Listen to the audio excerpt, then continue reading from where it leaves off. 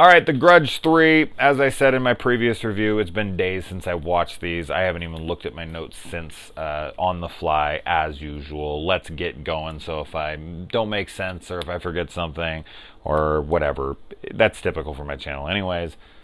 It is what it is. All right, so R-rated. Here we go.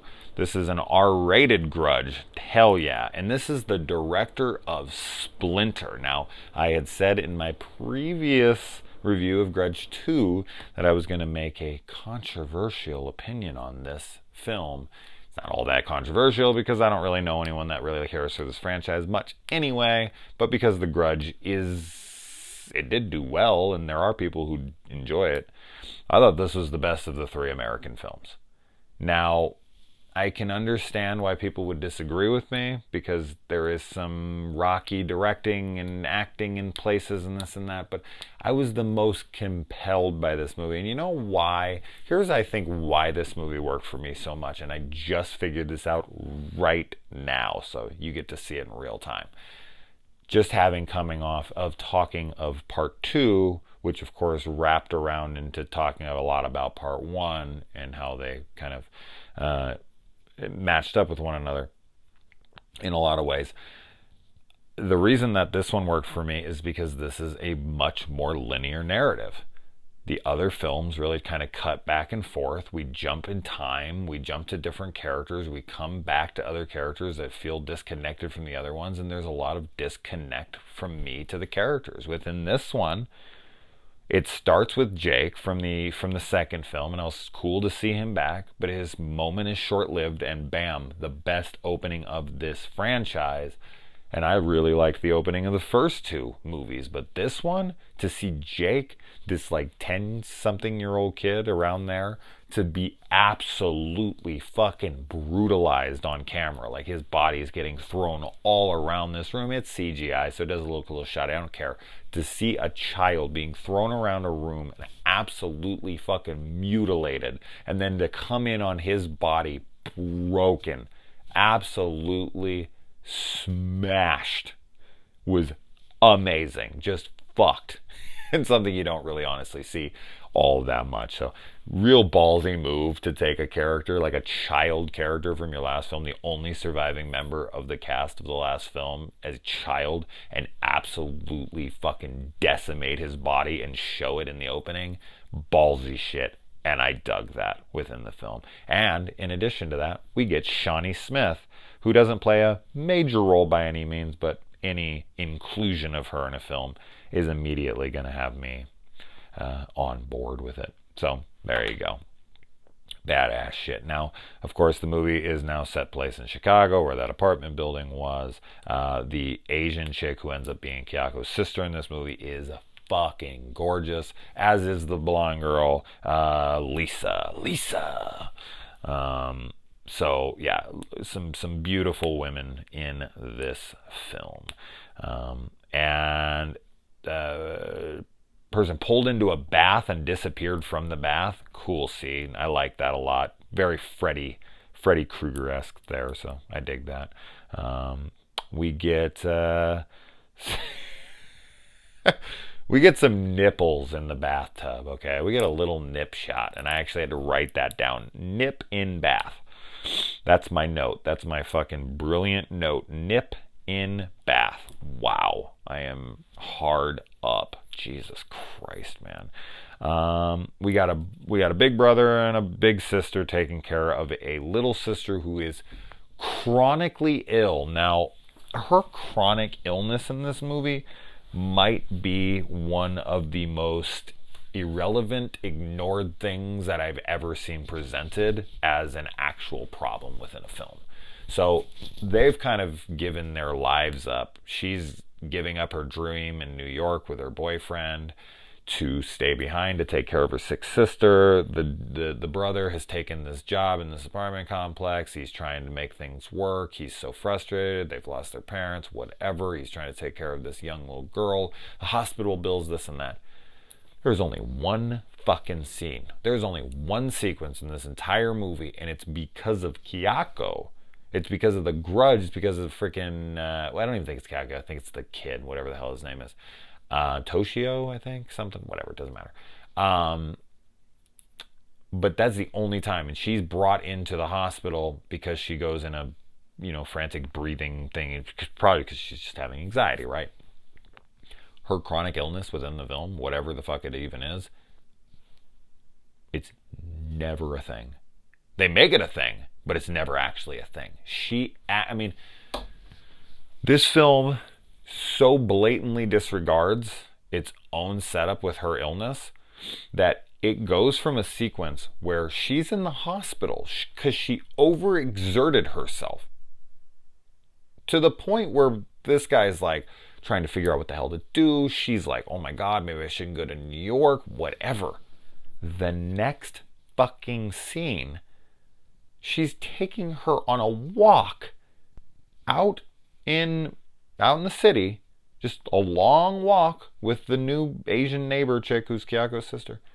And then she's like, oh, there's a playground. Can I go play? And she's like, yeah, go ahead. Go play. Go physically exert yourself on a playground. When you just got home, almost dying from overexerting yourself physically. And that's the only time, as I said, there's the only mention of her illness on screen in a physical, symptoms kind of way.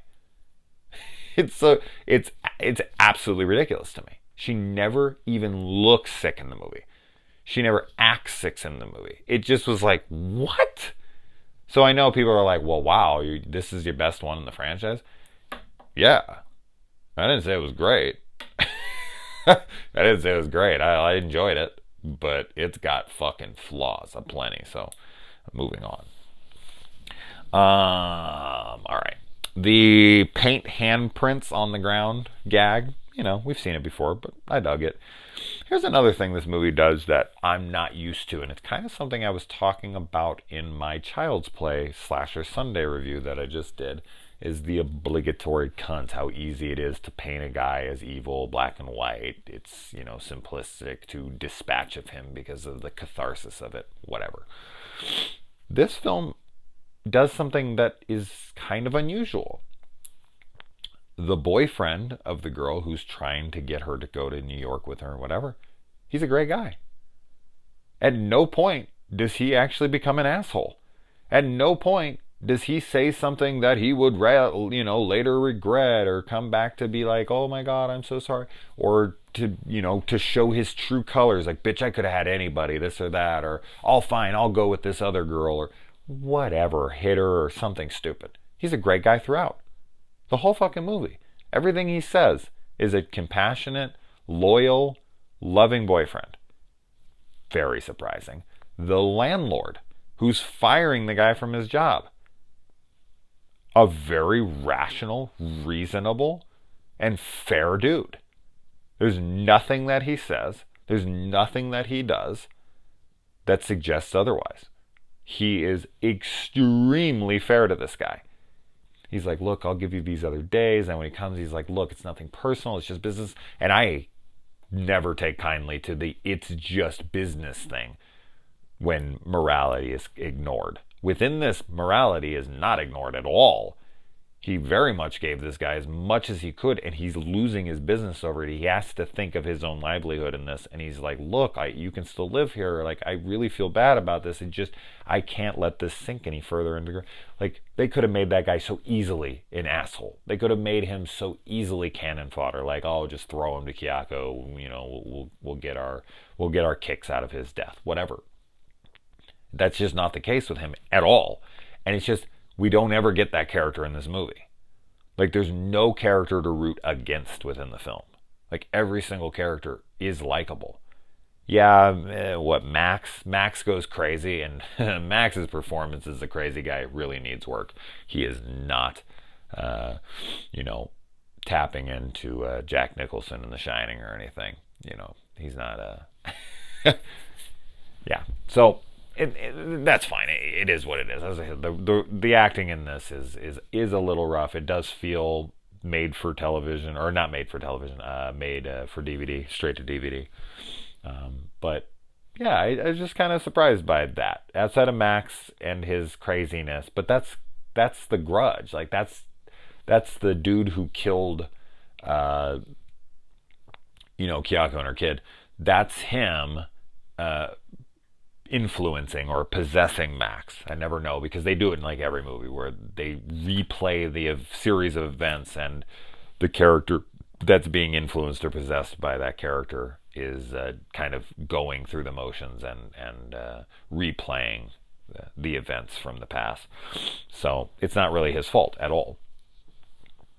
And then Gretchen's jaw being torn off and her eyes gouged out. And I like how later in the movie, Max is like, "What? Gretchen was old. Old people die." I mean, I get it. He's possessed or influenced by this point, but I mean, she at no point was like, her fucking jaw was ripped off. Okay, old people don't just have their jaw fall off when they get too old. This chick was taking care of their kid. Like, this chick was not old. This chick was not old. She was maybe in her 50s, 60s at best, but I would say 50s. Oh, people just get old. I thought that was really funny, and the fact that she just doesn't even fight back against it just made me laugh. She saw it, and I love how the coroners that bring her down, or the EMTs, or whoever the hell collects the bodies, the body bags, the meat wagon, whatever the hell they call these guys. I love how she was on like the 3rd floor or something. So they put her up on the stretcher. They put the sheet over her. They bring her down like 3 freaking flights of, not stairs obviously, but the elevator. And then as they're passing through a hallway, they decide now is the time. As soon as the maybe what, late teens, early 20s-year-old girl and the like 10-year-old girl are sitting there. Oh, maybe now is the time we should cover up the face of a mutilated victim, somebody without a chin, without eyes. And why there was no cops investigating this death? Where was the detectives that would be having that whole thing cordoned off and questioning? There should have been investigatory detective work going on like rampantly through this after that. That chick was clearly murdered. It's just, as I said, lots to look past here. But yeah, that is what it is. And yeah, I already said all that pretty much. Another thing that really kind of drove me nuts here.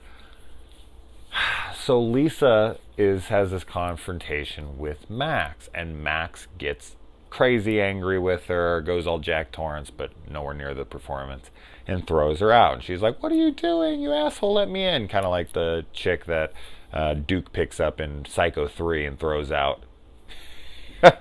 I love that fucking movie. God. Anyway, moving on. Ooh, watch the guitar. So he throws her out, boom, blah, blah, blah. She goes across the hall over to Nooko, I think is how you say her name. Anyway, she goes over to Nooko's house, apartment, whatever, and then she's like, "Oh, we need to get my sister." So then she just waltzes right back over there. Now, mind you, not 5 minutes ago, she was locked out, banging on the door, "Let me in, let me in. What are you doing? What the hell's going on?" 5 minutes later, comes back to get her sister and just opens the front door, completely unlocked. What? What? Why is that door unlocked? Why is that door unlocked? Makes no fucking sense. We just focused on how the door was locked in her face not 5 fucking minutes ago. Like, isn't there like script supervisors? Aren't there like continuity people on set that are like, "Isn't that door locked?